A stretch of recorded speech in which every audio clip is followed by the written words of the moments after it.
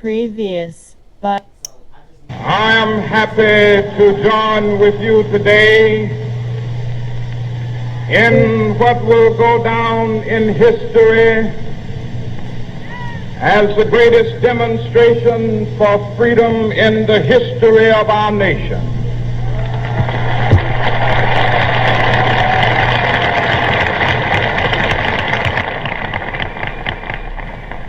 Five score years ago, a great American in whose symbolic shadow we stand today signed the Emancipation Proclamation. This momentous decree came as a great beacon light of hope for millions of Negro slaves who had been seared in the flames of withering injustice. It came as a joyous daybreak to end the long night of their captivity. But 100 years later, the Negro still is not free. 100 years later, the life of the Negro is still sadly crippled by the manacles of segregation and the chains of discrimination. 100 years later, the Negro lives on a lonely island of poverty in the midst of a vast ocean of material prosperity. 100 years later, the Negro is still languished in the corners of American society, finds himself in exile in his own land. So we've come here today to dramatize a shameful condition. In a sense, we've come to our nation's capital to cash a check. When the architects of our republic wrote the magnificent words of the Constitution and the Declaration of Independence, they were signing a promissory note to which every American was to fall heir. This note was a promise that all men, yes, black men as well as white men, would be guaranteed the unalienable rights of life, liberty, and the pursuit of happiness. It is obvious today that America has defaulted on this promissory note insofar as her citizens of color are concerned. Instead of honoring this sacred obligation, America has given the Negro people a bad check, a check which has come back marked insufficient funds.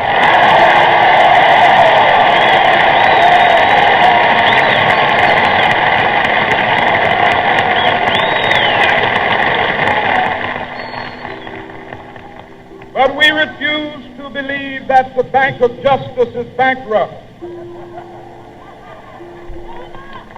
We refuse to believe that there are insufficient funds in the great vaults of opportunity of this nation. So we've come to cash this check, a check that will give us upon demand the riches of freedom and the security of justice.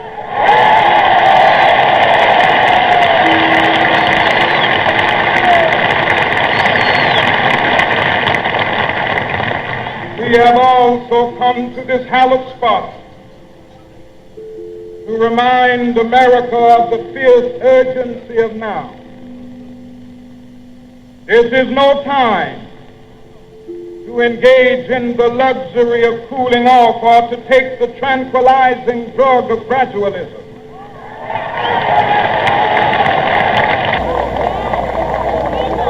Now is the time to make real the promises of democracy. Now is the time to rise from the dark and desolate valley of segregation to the sunlit path of racial justice. Now is the time to lift our nation from the quicksands of racial injustice to the solid rock of brotherhood. Now is the time to make justice a reality for all of God's children. It would be fatal for the nation to overlook the urgency of the moment. This sweltering summit of the Negro's legitimate discontent will not pass until there is an invigorating autumn of freedom and equality. 1963 is not an end, but a beginning. Those who hope that the Negro needed to blow off steam and will now be content will have a rude awakening if the nation returns to business as usual.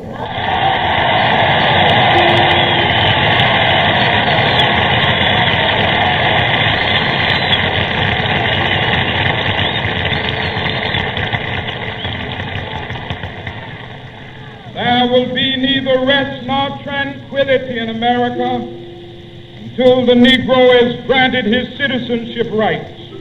The whirlwinds of revolt will continue to shake the foundations of our nation until the bright day of justice emerges. But that is something that I must say to my people who stand on the warm threshold which leads into the palace of justice. In the process of gaining our rightful place, we must not be guilty of wrongful deeds. Let us not seek to satisfy our thirst for freedom by drinking from the cup of bitterness and hatred.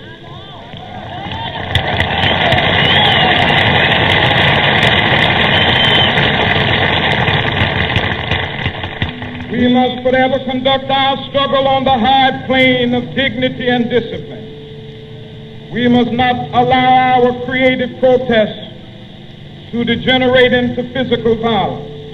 Again and again, we must rise to the majestic heights of meeting physical force with soul force.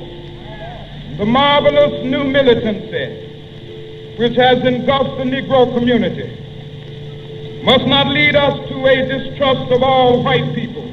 For many of our white brothers, as evidenced by their presence here today, have come to realize that their destiny is tied up with our destiny.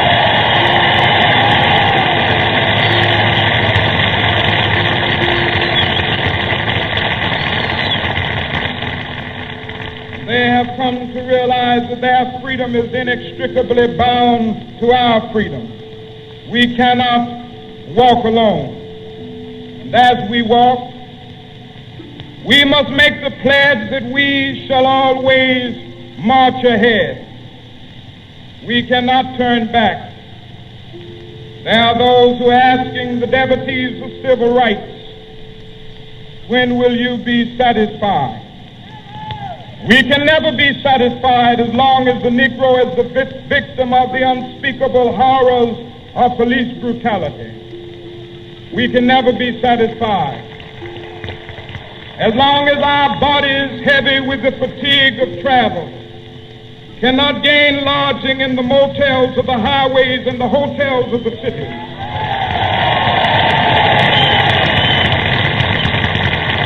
We cannot be satisfied as long as the Negro's basic mobility is from a smaller ghetto to a larger one.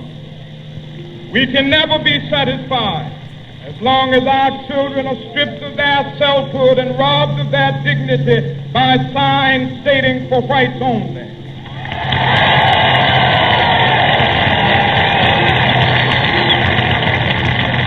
We cannot be satisfied as long as a Negro in Mississippi cannot vote and a Negro in New York believes he has nothing for which to vote.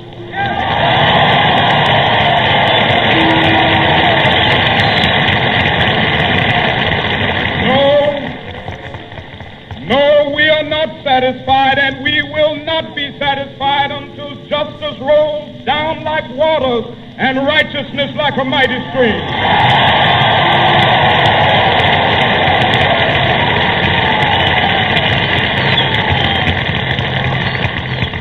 I am not unmindful that some of you have come here out of great trials and tribulation. Some of you have come fresh from narrow jail cells. Some of you have come from areas where your quest for freedom left you battered by the storms of persecution and staggered by the winds of police brutality. You have been the veterans of creative suffering. Continue to work with the faith that unearned suffering is redemptive. Go back to Mississippi. Go back to Alabama. Go back to South Carolina. Go back to Georgia. Go back to Louisiana. Go back to the slums and ghettos of our northern cities. Knowing that somehow this situation can and will be changed. Let us not wallow in the valley of despair. I say to you today, my friend,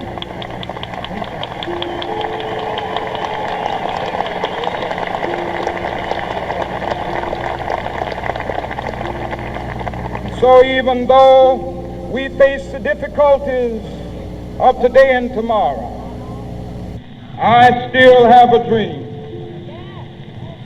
It is a dream deeply rooted in the American dream.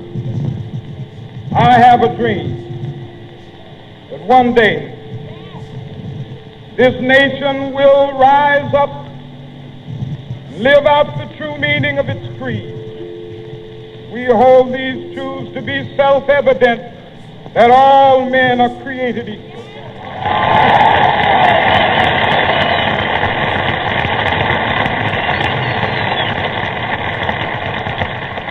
I have a dream that one day on the red hills of Georgia, sons of former slaves and the sons of former slave owners will be able to sit down together at the table of brotherhood. I have a dream that one day, even the state of Mississippi, a state sweltering with the heat of injustice, sweltering with the heat of oppression, will be transformed into an oasis of freedom and justice. I have a dream. My 4 little children will one day live in a nation where they will not be judged by the color of their skin, but by the content of their character. I have a dream today.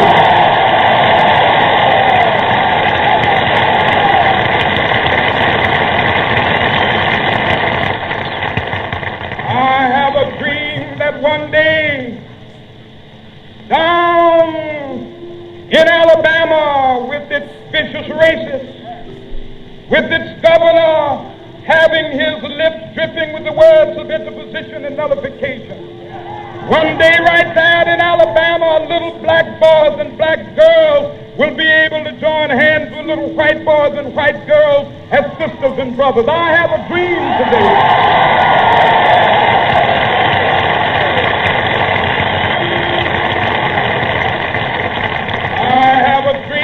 One day every valley shall be exalted, and every hill and mountain shall be made low. The rough places will be made plain, and the crooked places will be made straight, and the glory of the Lord shall be revealed, and all flesh shall see it together.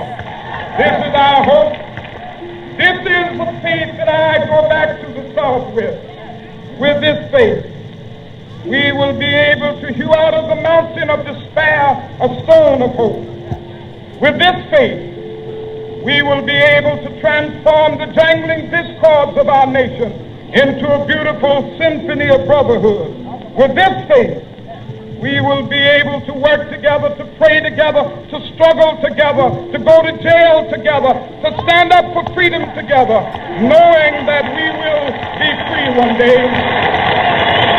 This will be the day. This will be the day when all of God's children be able to sing with new meaning, my country, tears of thee. Sweet land of liberty, of thee I sing.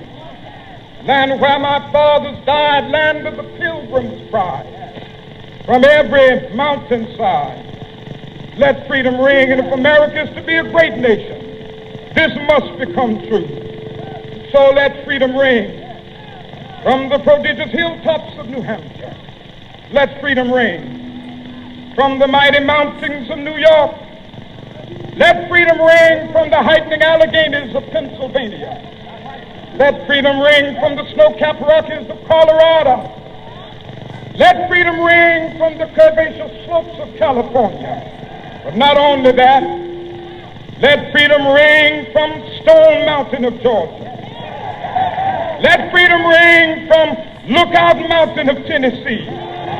Let freedom ring from every hill and molehill of Mississippi, from every mountainside. Let freedom ring, and when we gather, when we allow freedom ring, when we let it ring from every village and every hamlet, from every state and every city, we will be able to speed up that day when all of God's children, black men and white men, Jews and Gentiles, Protestants and Catholics, will be able to join hands and sing in the words of the old Negro spiritual, free at last, free at last, thank God Almighty, we are free at last.